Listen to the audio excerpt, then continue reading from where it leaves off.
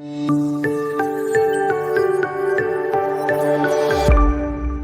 Friends, welcome to Madras Anitha's kitchen. இன்னைக்கு நான் உங்களுக்கு சக்கரை பொங்கல் எப்படி செய்யறதுன்னு சொல்லித்தரேன். ரொம்ப ஈஸி. நான் இன்னைக்கு உங்களுக்கு ப்ரெஷர் குக்கர்ல எப்படி பண்றதுன்னு உங்களுக்கு சொல்லித்தர போறேன். வாங்க எப்படி செய்யறதுன்னு பார்க்கலாம்.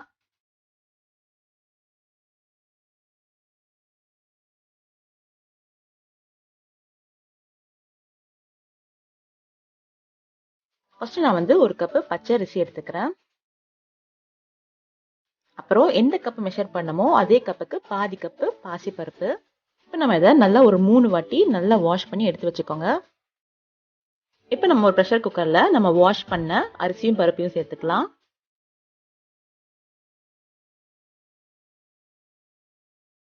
அப்புறம் 1.5 கப்புக்கு 5 கப்பு தண்ணி சேர்த்துக்கணும். ஸோ நம்ம 5 கப்பு தண்ணி சேர்த்துக்கலாம்.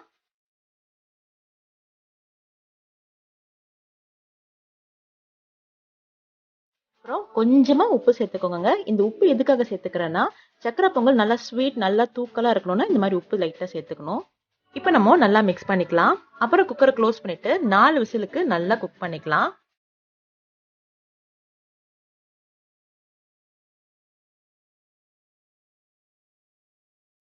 இப்போ ஓபன் பண்ணி பார்க்கலாம். பாருங்க, அரிசி பருப்பும் நல்லா வெந்துடுச்சு. நல்லா மிக்ஸ் பண்ணி விடுங்க. நல்லா மசிச்சு விடுங்க அந்த அரிசி பருப்பையும் சேர்த்து.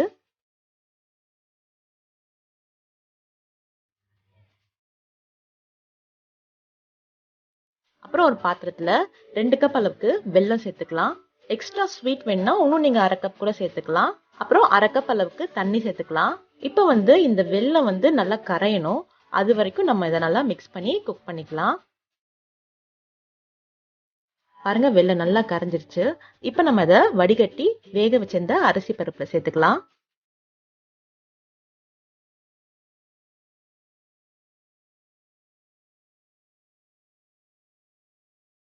சேர்த்துட்டு நல்லா மிக்ஸ் பண்ணி விடுங்க.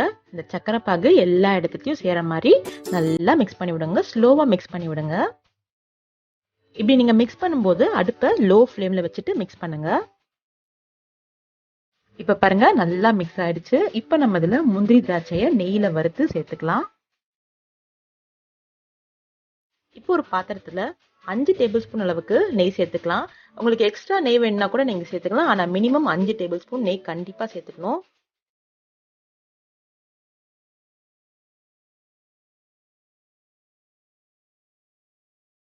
நெய் நல்லா சூடாயிடுச்சு. இதுல 2 டேபிள் ஸ்பூன் அளவுக்கு முந்திரி, அப்புறம் 2 டேபிள் ஸ்பூன் அளவுக்கு திராட்சை, அப்புறம் 1 டேபிள் ஸ்பூன் அளவுக்கு தேங்காய். தேங்காய் ஆப்ஷனல், உங்களுக்கு வேண்டாம்னா சேர்க்க வேண்டாம். இப்போ இதை நல்லா வறுத்துக்கலாம். ஒரு 2ல இருந்து 3 நிமிஷத்துக்கு நல்லா வறுத்துக்கலாம். திராட்சை நல்லா பொரிஞ்சு வரும். அது வரைக்கும் நம்ம நல்லா வறுத்துக்கலாம்.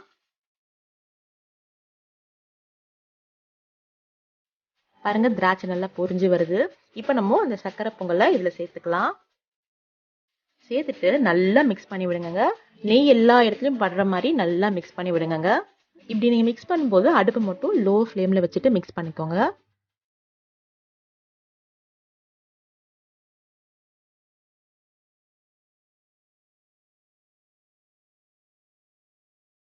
கடைசியா 1/2 டீஸ்பூன் அளவுக்கு ஏலக்காய் பொடி சேர்த்துக்கோங்க. ஏலக்காய் பொடி சேர்த்துட்டு ஒரு நிமிஷத்துக்கு மிக்ஸ் பண்ணிட்டு இறக்கிடலாம். இவ்வளவுதாங்க, சுட சுட சூப்பரா சும்மா தல தலன்னு இருக்கு சக்கரை பொங்கல். எல்லாரும் ட்ரை பண்ணி பாருங்க. ட்ரை பண்ணி பார்த்துட்டு எப்படி வந்திருக்குன்னு எனக்கு கமெண்ட் பாக்ஸ்ல ஷேர் பண்ணுங்க. Thank you so much.